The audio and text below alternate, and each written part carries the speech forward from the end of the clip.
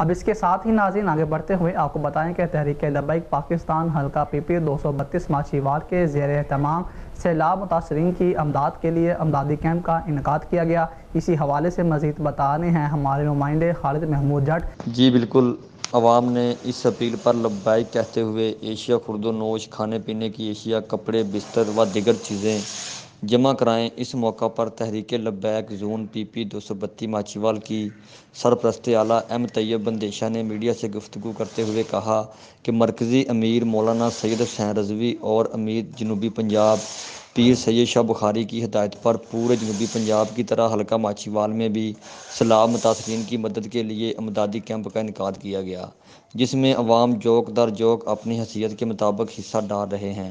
انشاءاللہ بہت جلد سٹی بورے والا کی طرح ماچھیوال حلقہ PP 232 سے بھی امدادی اشیاء لے کر قافلہ سیلاب زدہ علاقوں کی طرف روانہ ہوگا۔